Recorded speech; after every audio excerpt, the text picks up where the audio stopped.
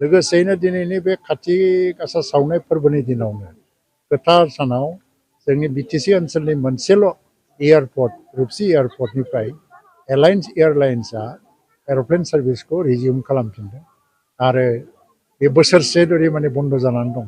आगोलाव फ्लाइबिग मोनसे एर'प्लेना सालायोमोन, नाथाय बे गोबां खारनाव बन्द जानानै दा एलायन्स एयारलाइन्सआ बेखौ सालायनो थांखि लाबाय। बे एयार इन्डियानिनो मोनसे सिस्टार अर्गानाइजेसन आरो भारत सरकारनि मोनसे एयारलाइन्स। बे हिसाबै बियो आरो बन्द जानायनि बाथ्रा गैलिया। दिनै आङो फ्राय थांनानै ओरैबायदि मोजां मोनबोदों। आंखौ एयारपर्टआव माने एयारपर्टनि इनचार्जआ बाहायबो बाथि सावहोदों शुभारम्भ खालामनायनि। आरो दिनैनि प्रथम माने दिनावनो जे बाहाय जि फ्लाइट फैयो बे 72 सिट केपासिटिनिल'। प्राय 65 जनसो पेसेन्जार बाहाय जमा जानानै दंमोन रुपसिनिफ्राय। कलकातायाव थांगोन आरो बाहाय पेसेन्जारनि आंखाल गैया। जोबोद मोजां खौरां बियो।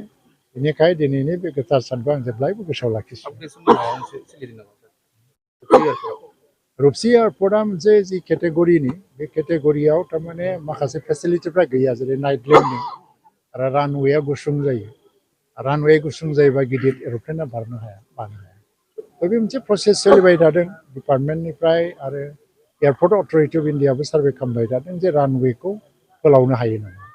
एटलिस्ट माने 1200 मिटार्स गोलाव जायोबा माने गिदिर फ्लाइटखौ बानो हायो।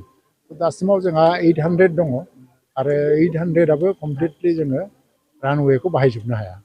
दिनै मोनसे फग जादोंमोन, खुवा, आरो बाहाय एर'प्लेनखौ नुवा जादों। दा बेनि थाखाय बानायाबो लेट जादों। जेब्लानाखि जोंना बे रानवेया खुब माने आपग्रेडेड जागोन, हाइटेक जागोन, अब्ला एफा एनै खुवाया बाहाय जोबो बादा होनानै बिनि मोनसे प्लेनिंआ सोलिबाय थादों।